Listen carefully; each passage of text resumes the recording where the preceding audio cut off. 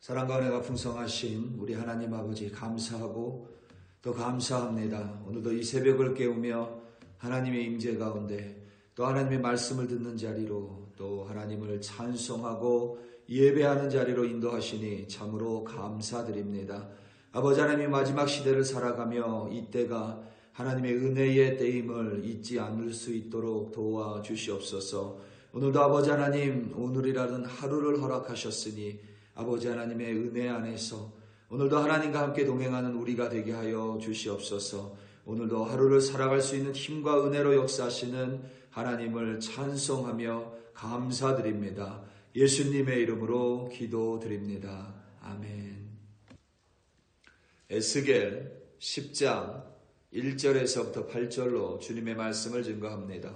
우리 다 함께 보시겠습니다. 능력받는 새벽기도, 응답받는 새벽기도, 성령과 함께하는 새벽기도. 할렐루야. 아멘. 바울 사도가 3차 전도 여행을 마치고 예루살렘에서 유대인 지도자들에 의해 붙잡히고 고발을 당합니다. 그 당시 팔레스타인을 관할하던 로마 총독이 벨릭스였습니다. 그의 아내는 유대 여자 드루실라입니다. 벨릭스 총독은 노예 출신으로 탐욕이 가득한 야욕이 가득한 기회주의자였습니다. 드루실라는 벨릭스 총독의 세 번째 부인이었습니다. 드루실라 또한 욕망으로 사로잡힌 여인이었습니다. 벨릭스는 드루실라의 두 번째 남편이었습니다.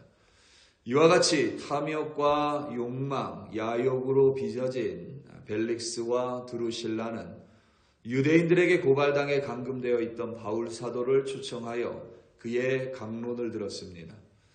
아마도 바울 사도가 전파했던 예수 그리스도의 복음에 관심이 있다기보다는 그가 신흥 종교의 우두머리라고 여겼고 당시 문화 속에서 신흥 종교의 우두머리였던 바울을 통해 벨릭스와 드루실라는 한몫 단단히 챙길 수 있을 거라는 불순한 의도가 깔려 있던 것으로 보입니다. 벨릭스와 드루실라를 마주한 바울 사도는 그들에게 의와 절제와 장차 올 심판에 대하여 강론했습니다. 의라는 것은 우리가 잘 알다시피 예수 그리스도의 십자가를 통하여 맺은 하나님하고의 바른 관계이며 그 바른 관계 안에서 옳음을 가리킵니다. 절제는 하나님과의 바른 관계 속에서 끊어버려야 할 것들을 절연히 잘라내는 것이 절제입니다. 성경에서 말하는 절제는 술을 10병 마시던 사람이 5병 마시는 것을 절제라고 말하지 않습니다. 10병 마시던 사람이 완전히 끊어버리는 것이 절제입니다. 그리고 하나님의 심판은 곧 임박할 하나님의 진노, 하나님의 실제를 의미합니다.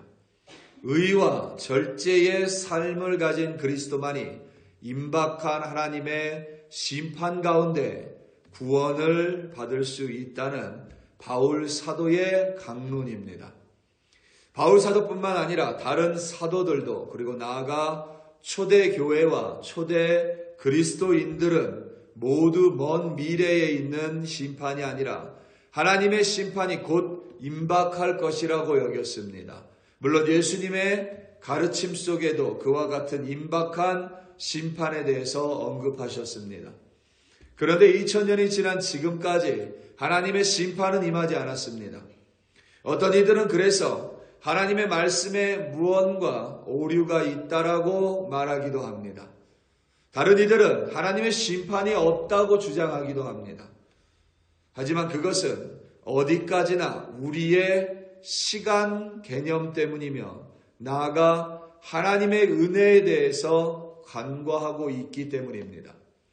우리에게 100년이 하나님에게는 단 1초와 같을 수 있습니다. 우리에게 1000년이 그보다 더 짧은 한순간일 수도 있습니다. 그렇기에 예수님의 초림과 재림 사이에 그 시간의 길이가 얼마나 되느냐에 상관없이 우리는 마지막 때라고 부르는 것입니다. 그보다 더 중요한 실제는 하나님께서는 아직 구원받지 못한 한 사람을 위하여 여전히 당신의 심판을 보류하고 있다라는 사실입니다. 그래서 이 마지막 때를 다르게 표현하면 은혜의 시간이라고 부릅니다. 하나님은 지금 당장이라도 이 땅을 심판하실 수 있는 분이십니다. 누구의 도움도 필요하지 않으십니다. 하지만 여전히 하나님의 심판을 보류하고 있는 이유는 한 사람이라도 더 회개하고 더 구원받을 때까지 하나님은 조금 더 기다리실 뿐입니다. 오늘 본문 1절에서부터 4절입니다. 이에 내가 보니 그룹들 머리 위에 궁창에 남보석 같은 것이 나타났는데 그들 위에 보좌의 형상이 있는 것 같더라. 하나님이 가는 배 옷을 입은 사람에게 말씀하여 이르시되 너는 구름 밑에 있는 바퀴 사이로 들어가 그 속에서 숯불을 두 손에 가득히 움켜가지고 성읍 위에 흩으라 하시매 그가 내 목전에서 들어가더라. 그 사람이 들어갈 때에 그룹들은 성전 오른쪽에 서 있고 구름은 안뜰에 가득하며 여호와의 영광이 그룹에서 올라와 성전 문지방에 이르니 구름이 성전에 가득하며 여호와의 영화로운 광채가 뜰에 가득하였고. 아멘. 에스겔이 자신의 집에 장로들과 함께 있을 때에 여호와의 영이 그를 들어올려 예루살렘으로 데리고 갔습니다. 그게 에스겔서 8장입니다. 8장에서부터 10장까지 계속 이 환상이 이어지고 있는 것입니다. 거룩한 하나님의 성전 안에서 서슴없이 저지르는 이스라엘의 가증한 악행을 똑똑히 목도하게 하셨습니다. 그리고 하나님께서는 6명의 신적 존재를 통하여 이제 예루살렘을 불로 심판하실 것임을 친히 보여주셨습니다. 6명 중에 한 명이 허리에 먹을 차고 모든 가증한 일 가운데 탄식하고 슬퍼하는 이들의 이마에 표를 냈습니다. 그 후에 에스겔은 환상 가운데 오늘 본문 속에서 그룹을 봤습니다. 그룹이라는 존재가 처음 성경에 등장하는 곳이 창세기 3장입니다. 아담과 하와가 우리가 알다시피 범죄했고 에덴 동산에서 쫓겨납니다. 그 후에 하나님은 에덴 동산에 위치한 생명나무를 지키게 하기 위하여 그 입구를 그룹으로 하여금 지키게 하셨습니다. 그게 창세기 3장 24절입니다. 이 그룹들의 머리 위에는 지금 에스겔이 보고 있는 이 그룹들의 머리 위에는 궁창이 있습니다. 그러니까 넓게 펼쳐진 하늘 같은 모양이 있다는 것입니다. 그 궁창 같은 곳에 남보석, 사파이어 같은 보좌의 형상이 있습니다. 하나님께서는 가는 배의 옷을 입은 허리에 먹을 차고 이마에 표를 냈던 이에게 이 그룹들 밑에 있는 바퀴 사이로 들어가서 그 안에 있는 숯불을 두 손 가득히 움켜쥐고 성읍 위에 흩으라고 명령하셨습니다. 그 자체가 하나님의 심판을 보여줍니다. 그가 숯불을 가지러 들어갈 때에 여호와의 영광이 그룹에서 올라와 예루살렘 성전을 가득 덮었고 그의 영광스러운 광채가 성전의 안뜰에 가득했습니다. 구름이 가득 끼었습니다. 이 그룹은 에스겔서 1장에 에스겔이 처음 환상 가운데 마주했었던 네 생물들입니다. 이 구름 밑에 있는 바퀴 사이에 있는 숯불은 마치 에스겔서 1장에서 네 생물을 언급할 때 타는 숯불과 횃불 모양이라는 묘사와 동일하게 일치합니다. 다음 구절은 오늘 본문 속 그룹이 내 생물이었음을 더욱 분명하게 증언합니다. 5절에서부터 8절입니다. 그룹들의 날개 소리는 바깥들까지 들리는데 전능하신 하나님의 말씀하시는 음성 같더라. 하나님이 가는 베옷을 입은 자에게 명령하시기를 바퀴 사이 곧 그룹들 사이에서 불을 가져가라 하셨으므로 그가 들어가 바퀴 옆에 서매 그 그룹이 그룹들 사이에서 손을 내밀어 그 그룹들 사이에 있는 불을 집어 가는 베옷을 입은 자의 손에 주매 그가 받아가지고 나가는데 그룹들의 날개 밑에 사람의 손 같은 것이 나타나더라. 아멘. 그룹들의 날개 소리는 앞서 언급한 에스겔서 1장에서 내 생물의 날개 소리와 똑같이 전능하신 하나님이 말씀하시는 음성과 같습니다.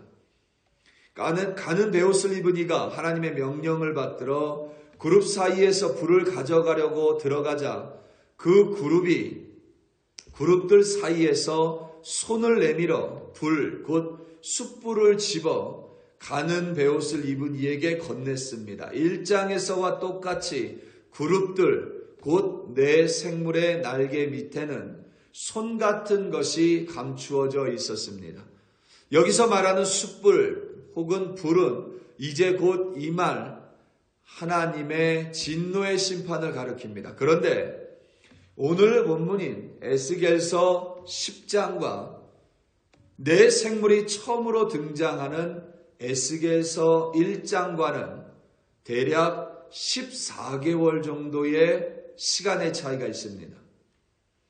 에스겔서 1장에서 에스겔이 처음 환상을 목도할 때가 5년 넷째 달 초닷새였고 10장은 8절에서부터 이어지는 환상인데 8장을 보면 6년 여섯째 달 초닷새라고 기록하고 있습니다. 하나님은 그의 심판을 내리실 때에 6명의 신적 존재도 필요하지 않습니다. 그룹인 내 생물도 필요하지 않습니다. 숯불도 필요하지 않습니다. 말 한마디면 하나님의 심판은 이 땅에 차고 넘칠 수도 있습니다. 누구의 도움도 필요로 하지 않습니다. 에스겔에게 환상을 14개월에 걸쳐서 보여주실 필요는 더더욱 없습니다. 또한 아직 남유다의 멸망까지는 10년 정도의 시간이 남아 있습니다. 마치 곧 임박할 것 같은 하나님의 심판은 오늘 10장 혹은 그 10장을 전후로 해서 바로 그 순간에 임하지 않습니다. 하나님께서는 여전히 이스라엘에게 14개월의 시간 그리고 앞으로 10년의 시간을 더 허락하십니다. 왜냐하면 아직도 가증한 일들 속에서 탄식하고 슬퍼하며 자복하고 회개할 이들을 하나님은 기다리시고 있기 때문입니다.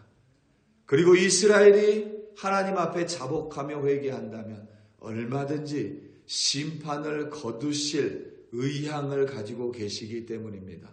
그게 바로 하나님의 은혜입니다. 우리 사랑하는 성도 여러분, 오늘 하루 그저 우리에게 허락된 시간이 결코 아닙니다. 이 시간은 하나님이 우리에게 특별히 내려주시는 은혜의 시간입니다. 이 은혜의 시간 가운데 우리는 하나님하고의 바른 관계, 의로운 사람, 그리고 끊어야 될 것을 절연히 잘라내는 절제의 사람, 그때에 비로소 장차 어느 순간에 임하든지 하나님의 심판은 우리에게 구원의 시간으로 다가올 줄로 믿습니다. 오늘 하루도 하나님의 말씀을 바라보시고 하나님하고의 바른 관계 속에서 끊을 것을 절연히 잘라버림으로 말미암아 은혜의 시간 가운데 하나님께 감사하며 그 은혜를 누리시는 여러분들 되시기를 예수님의 이름으로 축원합니다. 다 함께 기도하시겠습니다. 우리 이 시간 함께 기도할 때에 특별히 9월 19, 20, 21일 가운데 있을 콜로라도 스프링스 교회 및 교역자 협의회 연합 부흥성회를 위하여 합심하여 기도합니다. 특별히 하나님께서 우리 교회 가운데 연합 부흥성회를 섬길 수 있는 특별한 권리를 허락해 주셨습니다. 하나님이 섬기라고 말씀하실 때는 아무리 우리 능력이 부족하고 작을 것 같아도 하나님이 부족한 것 모두 채워주시리라 믿어 의심하지 않습니다. 우리가 해야 될 것은 하나님께 순종하며 섬김의 자리에서 예수 그리스도와 함께 이 땅을 섬기는 일입니다. 우리 함께 기도할 때에 정말 잘 섬기는 우리 글로리 교회 되게 해달라고, 우리의 섬김으로 말미암아 정말 이 땅 가운데 하나님의 역사가 다시 임하게 해달라고 이 시간 주여 한번 부르시고 합심하여 기도합니다. 주여, 할렐루야, 할렐루야, 할렐루야. 아버지 하나님, 이 시간 간절한 마음으로 하나님 앞에 나아가 기도합니다. 특별히 아버지 하나님 9월 19, 20, 21일 아버지 하나님 우리 글로리 교회에게 참으로 귀한 사명을 허락하여 주셨습니다. 2025년도 콜로라도 스프링스 한인교회 및 교역자 협의회 연합 부흥성회를 섬길 수 있는 특권을 허락하여 주셨습니다. 이 땅에 있는 많은 교회들이 있지만 특별히 2025년도 우리 교회를 픽하시고 우리에게 아버지 하나님 그와 같은 섬김의 사명을 내려주셨으니 아버지 하나님 우리 부족할지라도 연약할지라도 하나님 사명 맡겨주셨으니 하나님께서 능력을 더하여 주실 줄로 믿습니다. 은혜를 더하여 주실 줄로 믿습니다. 그래야 아버지 하나님 우리에게 순종으로 말미암아 하나님의 사명을 이루어가는 우리 글로리 교회 되게 하여 주시옵소서. 아버지 하나님 비록 부족할지라도 하나님의 능력으로 말미암아 예수 그리스도와 함께 부흥성회를 섬기는 우리 글로리 교회 되게 하여 주시옵소서. 그리하여 우리의 기쁘고 아름다운 섬김으로 말미암아 자발적인 자원하는 마음으로 말미암아 우리의 부흥성회를 통하여 이 땅 가운데 하나님의 말씀이 임하고 이 땅 가운데 하나님의 능력이 임하며 구속의 은총이 다시 임함으로 말미암아 이 땅 가운데 놀라운 하나님의 부흥의 역사가 일어날 수 있도록 우리 교회를 들어 사용하여 주시옵소서. 잘 섬기는 우리 교회 되게 하시고 섬김을 통하여 우리 하나님만 영화롭게 되는 거룩한 아버지 하나님 헌신으로 역사하여 주시옵소서. 할렐루야, 할렐루야. 감사하고 감사합니다.